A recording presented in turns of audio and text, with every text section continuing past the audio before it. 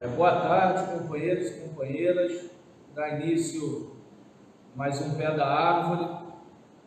Hoje, dia 13 de agosto de 2020. Agradecer a presença de todos que estão nos assistindo ao vivo. Também os companheiros que irão assistir mais tarde, ou em outro dia, essa nossa reunião chamada culturalmente de Pé da Árvore. Hoje a gente vai estar falando um pouco sobre a questão do ACT 2021, também o assunto de acordo de horas extras e a contratação de mão de obra terceirizada. Então, dá início aqui ao assunto do acordo coletivo 2021, nós geralmente, final de agosto, meados de setembro, a gente inicia a discussão do acordo coletivo do ano posterior. Então, esse ano a gente está fechando o caderno base, que é aquele caderno que dá toda a estruturação para que vai ser a nossa proposta de acordo. Esse ano, excepcionalmente, por causa da pandemia, nós vamos, assim que estiver pronto, disponibilizar esse caderno base no site do sindicato e abrir um período aí para que os trabalhadores tenham condição de analisar a proposta ali inicial apresentada pelo sindicato, que geralmente é um apanhado do que foram as propostas nos anos anteriores, e também abrir um prazo para que os trabalhadores possam se pronunciar, dando opinião sobre o acréscimo ou retirada de alguma cláusula ou alteração daquilo que está lá no caderno base, para que a gente formule a nossa proposta, chame a Assembleia e aprove a nossa proposta, a proposta dos trabalhadores em Assembleia, e inicie a discussão de negociação com a empresa referente ao acordo coletivo 2021. Então, assim que estiver pronto esse caderno base, a gente vai estar dando publicidade e abrindo esse prazo para os trabalhadores poderem se pronunciar, de forma digital, por conta da pandemia. E após isso a gente chamar a Assembleia para aprovar nossa proposta.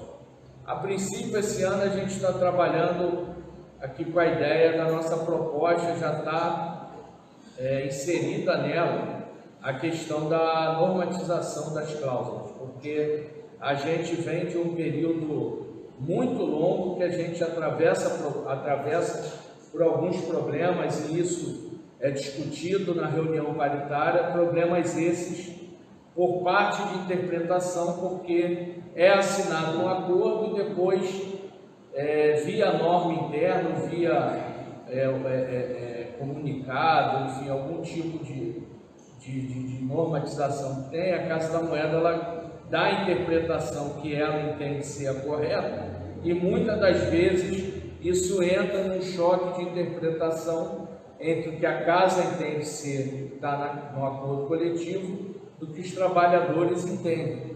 Então, isso tem levado uma discussão muito extensa em relação à interpretação do que está no acordo. Então, para evitar isso, a nossa ideia é também, buscando exemplos de outras categorias, e a gente fez essa pesquisa e pôde observar que em acordos coletivos dos trabalhadores da Petrobras, dos Correios, da Eletrobras, esse tipo de condição já é feita, da norma já está embutida dentro do acordo. Então, isso não abre margem para discussão posterior, uma vez que é assinado o acordo. Então, a gente já fez esses contatos com outros sindicatos e estamos elaborando essa proposta inicial aí, já contendo a questão das normas ali, circulares, enfim. Então, só para o pessoal não levar um susto, que o caderno base poderá vir bem mais extenso do que era nos anos anteriores, e não simplesmente proposta com cláusula em parágrafos, encerrando por aí. Então, só pedir um pouco a paciência, mas pedir que é de vital importância a atenção de todos, que todos leiam, que todos estejam atentos a esse caderno básico, que possa contribuir, porque depois de aprovada em Assembleia a nossa proposta, ela é o nosso norte, e a partir daí a gente discute o acordo coletivo de trabalho.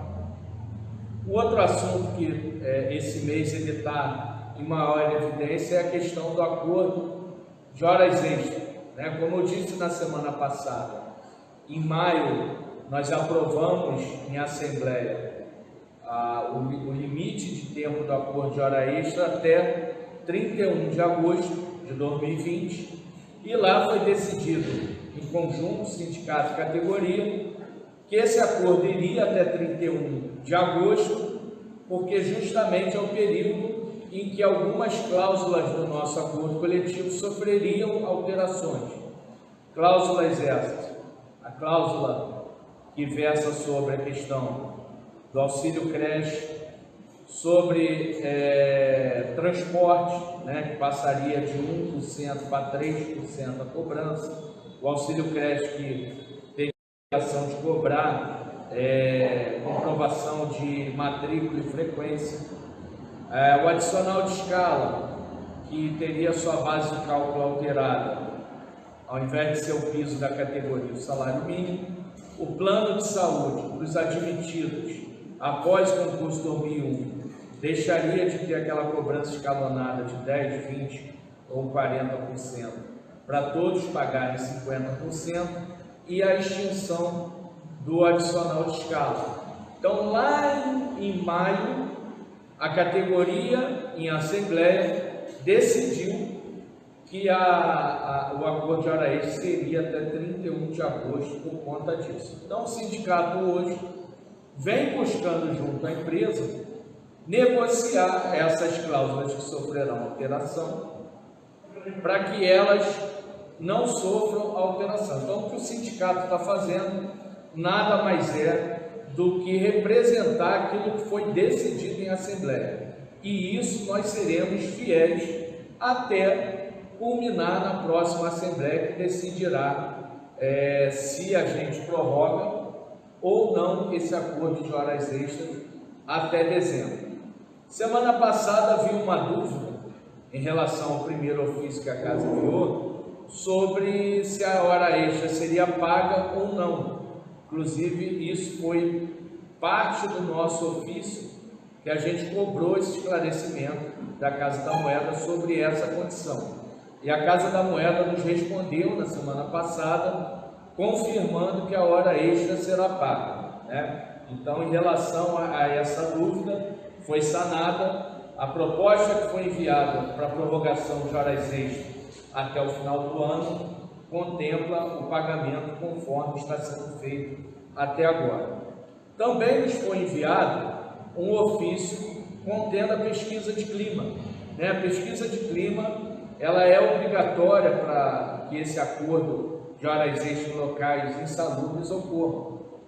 Só que a pesquisa de clima, ela vem com a pergunta para os trabalhadores se eles são a favor ou não de realizar hora extra, mas ali não abre a possibilidade do trabalhador se pronunciar que é a favor, desde que seja respeitado o que foi decidido em Assembleia em maio, ou seja, que pelo acordo de hora extra, pelo acordo específico de hora extra, essas cláusulas que sofrerão alteração não sofram alteração. Então ali era uma pergunta sim ou não para decisão de hora extra. E logicamente que o trabalhador da Casa da Moeda, que sabe a sua importância para a nação, sabe a importância da nossa produção para a questão do auxílio emergencial, para a questão da soberania monetária, né, para o meio circulante, para que a economia do Brasil não sofra nenhuma interrupção, nenhuma falta de troco, falta de dinheiro. O trabalhador da Casa da Moeda sabe muito bem o seu papel, né? Todo trabalhador da Casa da Moeda sabe a empresa que trabalha, uma empresa tricentenária, e por isso o trabalhador sabe que não pode, nesse momento, deixar a população brasileira na mão por conta de uma discussão de hora extra. Mas o trabalhador também sabe cobrar e provocar uma discussão acerca do seu direito. Porque o que a gente está cobrando aqui, né, a partir daquela decisão da Assembleia, não é aumento salarial. A gente não está cobrando aqui que o trabalhador receba a mais por causa desse acordo de hora extra. A gente está discutindo aqui, buscando uma forma que o trabalhador não perca, em média, 40% do seu salário. Esse mesmo trabalhador que está se expondo mais ao risco da pandemia, e é bom a gente frisar isso, porque como a pandemia se alongou mais do que o esperado, está criando um sentimento de normalidade, não só do trabalhador da Casa Moeda, mas de toda a população. É como se a pandemia já tivesse ido embora, é como o vírus, como se as pessoas estivessem conformadas em estarem expostas ao vírus. Então a gente começa a perceber um maior fluxo de movimento das pessoas nas ruas, nas praias, e no nosso ambiente de trabalho a mesma coisa. A gente começou a se acostumar que trabalhar presencialmente é uma condição normal no meio de uma pandemia, e não é. Então esse mesmo trabalhador que está se expondo ainda mais, porque está indo trabalhar no final de semana, ele sabe muito bem a importância dessas cláusulas para a sua saúde financeira e social. Então o sindicato está ainda discutindo essa condição. Nós tivemos uma reunião com o secretário de Relações de Trabalho, o senhor Mauro Rodrigues. Nós tivemos uma reunião com ele na terça-feira. Foi boa essa reunião, porque a princípio a informação que o Ministério da Economia tinha era que a categoria estava feliz, a categoria queria fazer hora extra, mas o sindicato era o entrave no meio dessa discussão. E foi boa essa reunião, porque a gente pôde passar para o secretário do Ministério da Economia que o sindicato não é um entrave, que o sindicato está disposto a negociar e que o sindicato está representando aquilo que foi decidido em Assembleia. E o que é decidido em Assembleia, por parte do sindicato, tem que ser respeitado, que a categoria é o nosso SES. Então a gente não pode, por uma ação unilateral de uma direção do sindicato, descumprir aquilo que foi decidido em Assembleia. E essa reunião também foi importante para a gente se colocar à disposição para estar realizando uma reunião de mediação com a empresa, mas até o momento, quem está se recusando a sentar à mesa e negociar essa condição é a Casa da Moeda. Então ela mandou um ofício aqui, no qual continha a pesquisa de clima, indicando o número de pessoas que aprovaram, no total de 357, como se isso já bastasse para a gente minimamente estar chamando uma assembleia e decidindo o futuro da categoria. E essa discussão não é tão simples igual a Casa da Moeda quer fazer parecer. Então nós fizemos a reunião com o secretário, nós formalizamos no site da Coordenação de Relações de Trabalho do Ministério da Economia o nosso pedido de mediação. Então tem lá o nosso pedido formal do sindicato pedindo a reunião para discutir essa situação de acordo de hora extra. O acordo vai até 31 de agosto, então até lá nós vamos continuar negociando sim. Nós não vamos chamar uma assembleia sem antes sentar com a Casa da Moeda para negociar, para discutir, que não seja tudo, seja parcialmente, se não há condição de alterar o que está no acordo coletivo, que se coloque alguma coisa no lugar. Enfim, o sindicato está totalmente aberto a negociar e nesse momento aguardando a direção da Casa da Moeda para estar negociando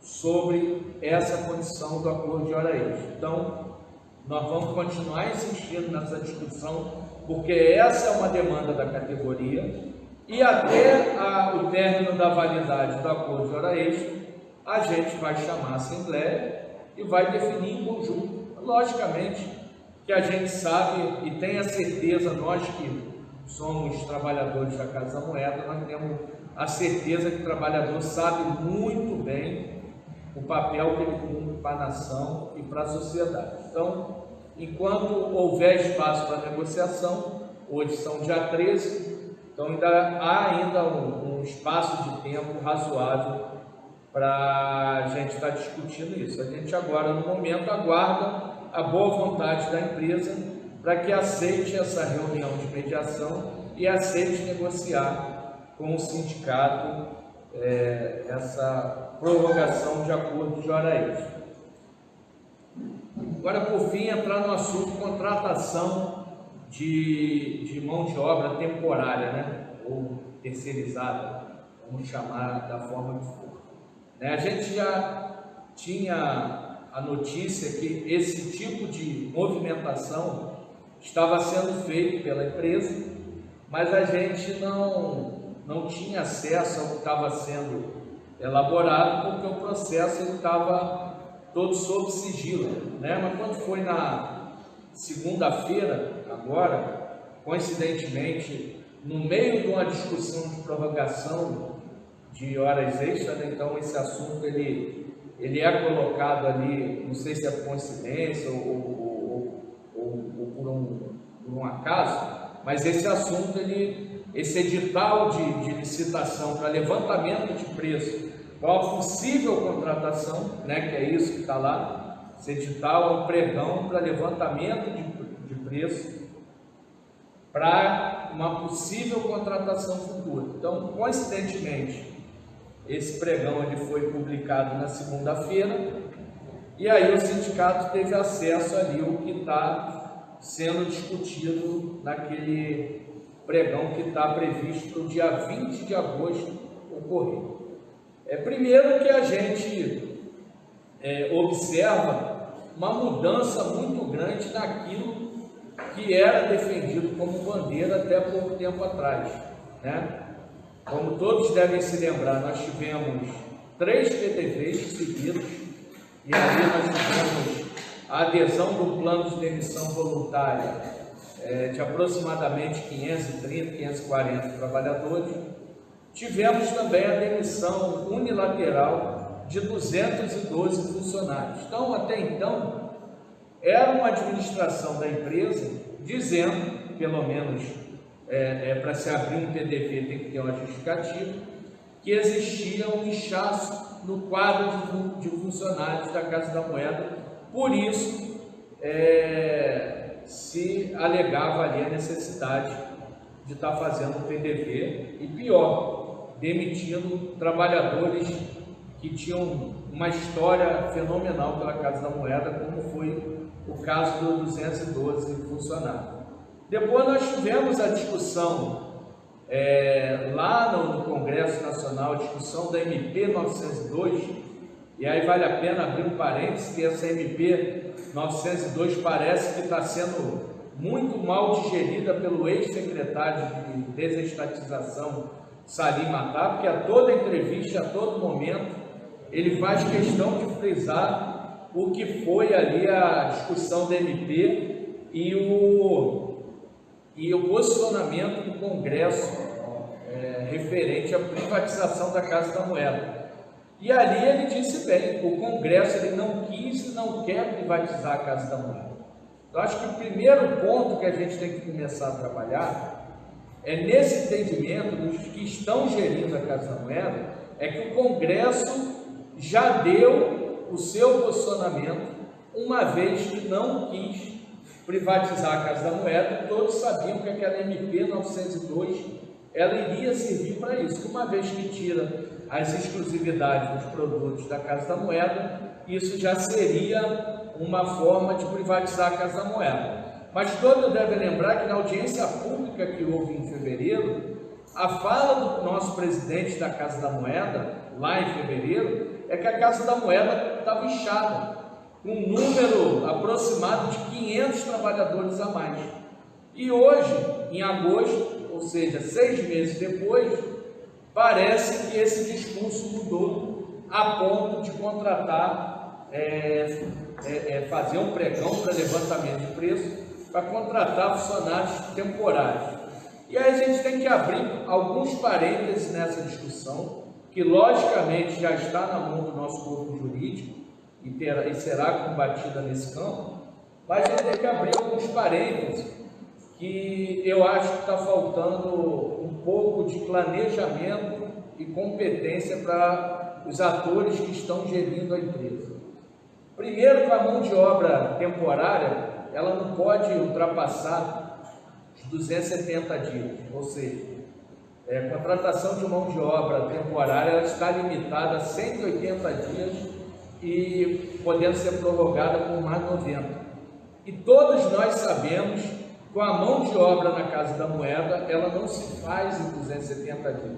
Então seria o uso do dinheiro público, o dinheiro da Casa da Moeda, para contratar um trabalhador, um empregado que estaria o tempo todo ali recebendo pela Casa da Moeda e sairia sem saber o que tem que trabalhar lá, porque essa narrativa de que vai contratar um trabalhador e vai ser treinado lá na Casa da Moeda num prazo rápido, isso aí, todos nós que somos moedeiros sabemos que isso não existe. Tempo médio para um trabalhador que entra, faz concurso na Casa da Moeda, tempo médio de estar ali um bom profissional com capacidade para estar operando equipamento, estar auxiliando, enfim, estar trabalhando em vários segmentos de produção ou de apoio à produção, isso leva em média aí 2, 3 anos. Então, a gente se assusta muito quando a gente vê esse tipo de planejamento, esse tipo de forma, de capacidade, competência que está sendo gerida a nossa empresa, né? Que a cada momento eles vêm com uma técnica nova, né? A gente está com a discussão, fizemos uma assembleia e vamos estar ajuizando para uma avaliação de desempenho chamada curva forçada, que ali, dentre algumas justificativas, dentre algumas regras que estão ali dentro, está a possibilidade de demitir funcionário. Então, a Casa da Moeda ela faz uma avaliação de desempenho para demitir funcionário e, por outro lado, ela lança um edital para contratação de trabalhador terceirizado. Então, é muito preocupante, muito assustador a forma que nós estamos sendo geridos por esses que aí estão, né? Então, logicamente, o sindicato irá fazer essa discussão no campo jurídico, não tem como a gente deixar de fazer. Nós já tivemos no passado outras gestões que tiveram desafios muito maiores para cumprir a demanda, para estar produzindo o que foi demandado pelo Banco Central. Nos anos 90, no lançamento do real, nós tivemos um desafio muito maior, nem por isso foi feita a contratação de mão de obra terceirizada. Nós tivemos no início ali entre 2008 e 2013 uma produção astronômica que era ano após ano, o pedido aumentava e ali nós tivemos gestores na Casa da Moeda que souberam trabalhar e souberam cumprir o demandado pelo Banco Central sem se utilizar dessa ferramenta, né? Que essa ferramenta nada mais é do que uma burla ao concurso público, né? Se tem uma forma de se ingressar na Casa da Moeda, é via concurso público. Concurso público que está na Constituição não é à toa, porque é a forma mais democrática de contratação de mão de obra se chama concurso público, porque pelo concurso público não tem apadrinhamento, não tem escolha de sobrinho, não tem escolha de conhecido, não tem escolha de seja lá quem for, concurso público. Se abre o edital, as pessoas estudam, fazem uma prova e aqueles que são aprovados são chamados para ingressar nos quadros da Casa da Moeda. Então, a forma que tem de contratação, se essa direção que agora entende que está faltando mão de obra, primeira coisa é revogar a avaliação de desempenho que ali abre margem para demissão de funcionário. Então, já que estamos com falta de mão de obra, a primeira coisa a direção tem que fazer é revogar aquela avaliação de desempenho. E a outra condição é abrir um concurso público e se contratar a mão de obra, que aí sim, lá no concurso público prevê, inclusive, dentre outras coisas, a capacidade técnica e o nível de formação que o cidadão tem que ter para ingressar, coisa que nesse edital está sendo deixado de lado. Nesse edital que foi publicado, não há nenhum tipo de exigência de técnica ou de formação para ingressar ali, para entrar para trabalhar na Casa da Moeda. Então, assusta nós do sindicato essa forma que estamos sendo geridos, esses atores que estão à frente da Casa da Moeda. Acho que falta um pouco de discernimento para entender o recado que o Congresso Nacional deu, para entender o recado que o nosso ilustríssimo senador, que foi relator do MP 902, senador Nelson Trade, ali demonstrou. O relatório do Nelson Trade é o retrato do que a população brasileira entende, que a Casa da Moeda é soberana, que a Casa da Moeda é estratégica. A partir do relatório do nosso senador Nelson Trade, inclusive o nosso presidente da República teve que reconhecer isso. Mais uma vez, a equipe econômica lá liderada por Paulo Guedes não tem esse entendimento, a ponto de, na proposta da reforma tributária, querer voltar com a discussão da questão lá do rastreamento de bebida, cigarro, toda essa condição que a gente também está atento sobre isso.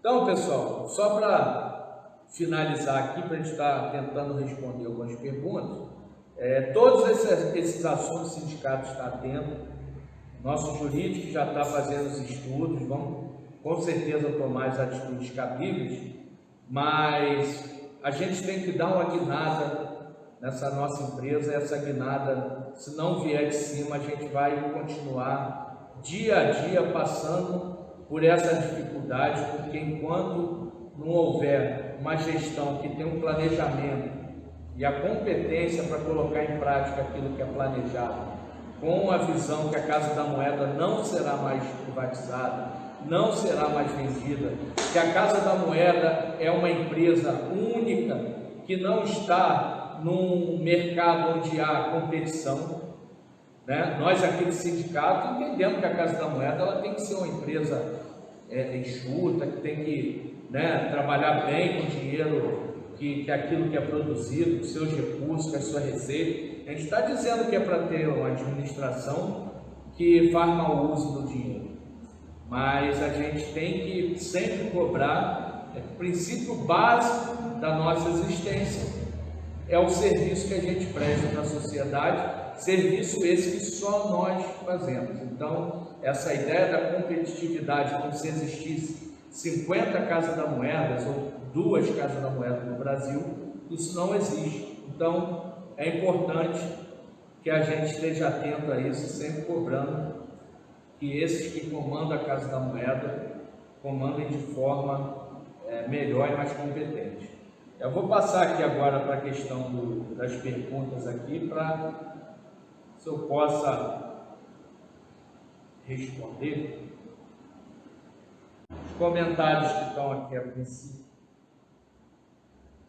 são dos pontos que já foram citados. A gente, em relação à questão da hora extra, a gente vai continuar nessa discussão, Estamos aguardando a resposta por parte da Casa da Moeda para a nossa reunião de mediação no Ministério da Economia. Em relação à mão de obra terceirizada, terá uma firme e forte resistência por parte do sindicato a esse modelo de contratação e terá total apoio do sindicato da contratação da forma que tem que ser, da forma que prevê a nossa Constituição, que é via concurso público. Então, gostaria de desejar uma boa tarde a todos e até semana que vem. Bom trabalho, boa tarde e até a próxima.